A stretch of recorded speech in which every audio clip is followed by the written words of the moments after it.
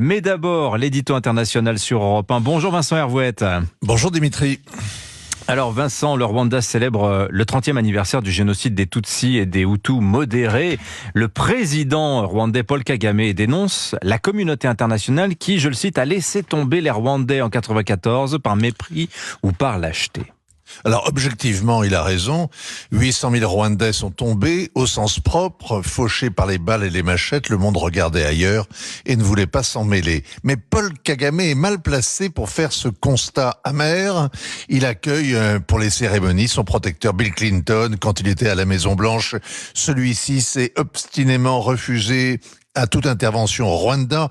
Il comptait sur la guérilla de Paul Kagame pour stopper le génocide et conquérir le pouvoir. Et c'est bien ce qui s'est passé. Alors à Kigali, il y avait aussi ce week-end 2 ministres français, celui des Affaires étrangères et le secrétaire d'État Hervé Berville, qui est un rescapé du génocide rwandais. Depuis 30 ans, la France est bourrelée de scrupules, de mauvaise conscience. Elle a échoué au Rwanda. Cet échec pèse d'ailleurs lourd dans le discrédit de sa politique africaine. Mais au moins a-t-elle essayé de faire quelque chose. D'abord, elle a retardé l'heure du grand règlement de compte entre Tutsis et Hutus en tentant d'organiser le partage du pouvoir entre le régime en place et les maquisards venus d'Ouganda.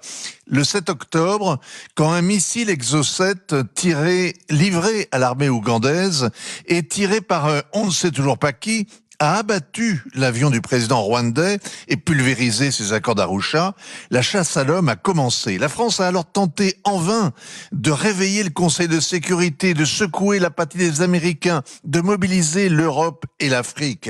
Elle s'est obstinée et elle s'est piégée. Elle a obtenu un mandat des Nations Unies pour stopper l'hécatombe. C'était trop tard. La moitié des Rwandais avaient déjà reflué vers le Congo voisin. Et c'est là, au pied du volcan, au bord du lac, que le massacre continue. Vincent, on ne peut pas comparer le génocide rwandais et les violences dans l'est du Congo. Le génocide rwandais dépasse par son ambition les autres massacres. Il ne les a pas arrêtés. Il continue de plus belle.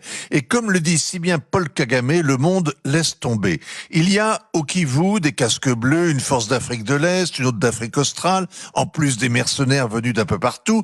Mais personne n'ose dire à Paul Kagame, 30 ans, ça suffit. Depuis 30 ans, son armée prétend combattre les Hutus revanchards. Mais l'ONU entasse les rapports qui documentent les tueries, le pillage du coltan, du cobalt, de l'or, tout ce qu'on ne trouve pas dans le sous-sol du Rwanda, mais que le Rwanda continue d'exporter. C'est le mobile de ces crimes de masse. Cette guerre a fait au moins 10 millions de morts. On a arrêté de compter les victimes depuis des années. 500 000 femmes ont été victimes de viols de guerre. C'est l'estimation du bon docteur Mukwege qui répare les femmes. On lui a donné le prix Nobel de la paix, ce qui est plus facile que de réparer le Congo. Vincent, quelle est la situation en ce moment ?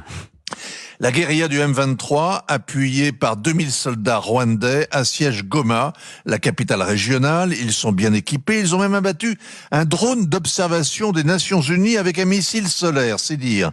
Au total, 1,5 million d'habitants ont fui leur maison. 600 000 déplacés s'entassent à Goma. On y manque de tout. Paul Kagame nie l'évidence avec véhémence. En juillet, il sera réélu pour un 5e mandat. Et la France qui s'obstine, accusée de crimes qu'elle n'a pas commis, le félicitera. L'œil qui est dans la tombe rwandaise et qui regarde la France est un œil crevé. Il voyait flou hier et il est aveugle au drame d'aujourd'hui. Signature Europe 1, Vincent Hervouette. Merci beaucoup Vincent. Il est 8h moins le quart sur Europe 1.